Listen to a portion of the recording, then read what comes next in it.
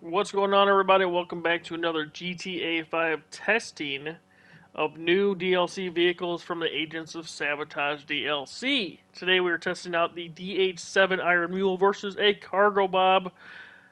My good friend Suki will be in the Cargo Bob later in the video. First off, just a couple cons to show from the earlier video this week. Can't walk into the back of it. Can't drive the RC into it at all. When it does finally work to go up the ramp, there's an invisible, might as well be a wall. You just can't go in. You can't go in from the back whatsoever. That's the con. But there's a ton of pros, and we'll showcase them right now for you. 1, 2,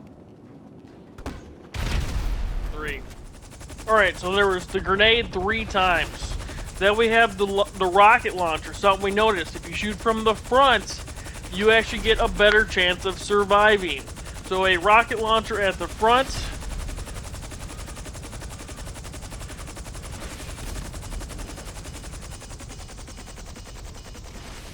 Will give you 5 shots before the helicopter completely gets defeated.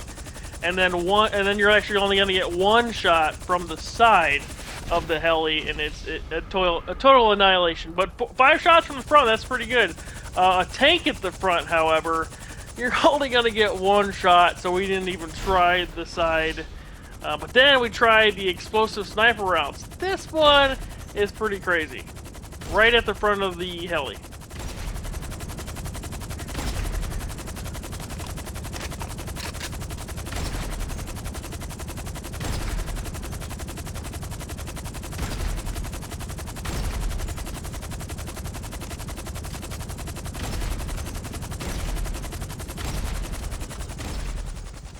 12 shots is what you're going to have with explosive rounds from the front, and then the heli is defeated but not blown up. But the 13th shot will be the final defeat. And then we went ahead and did 1 from the side and to see how that would look. Boom, 1 is all you're going to get from the side of the explosive round. Then we did the sniper rifle at the front of the glass.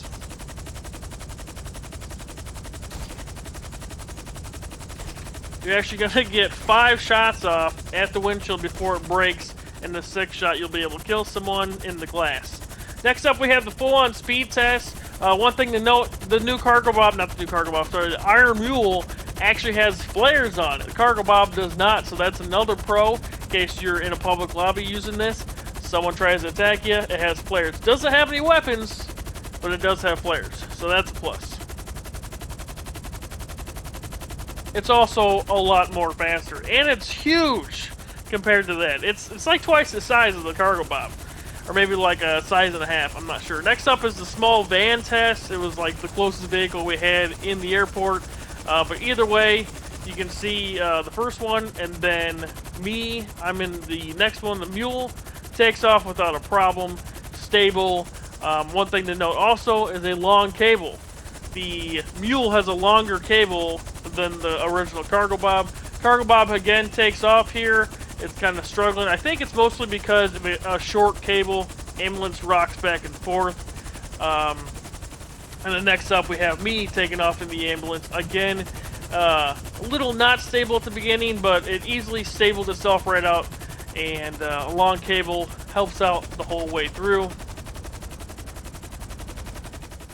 And thirdly, a damn tank. We got the Kanjali here.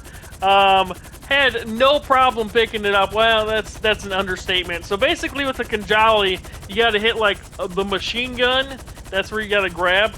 One thing to note that I didn't know until today, the Mule actually has a camera for the hook. So if you're in there and you can't hook it up, you're having trouble, you can actually use a camera and try to hook up that way as well. But usually flat surfaces are definitely easier. But yeah, picked up a tank.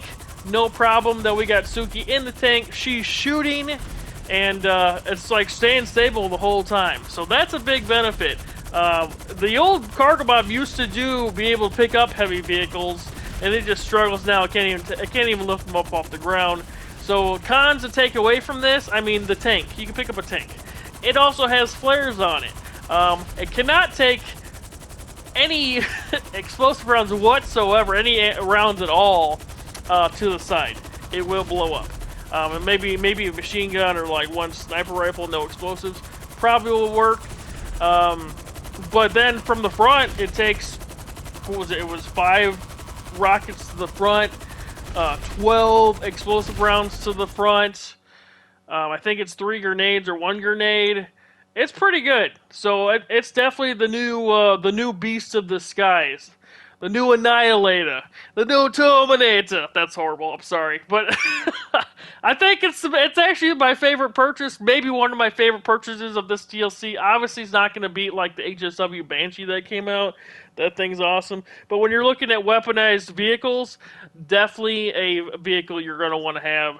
And that's pretty much it. Once again, shout out to my friend Suki for helping me make this video. I'll leave a linky in the description below if you want to check out her YouTube channel. And thanks again for stopping by. Give me a like if you enjoyed it, dislike if you didn't.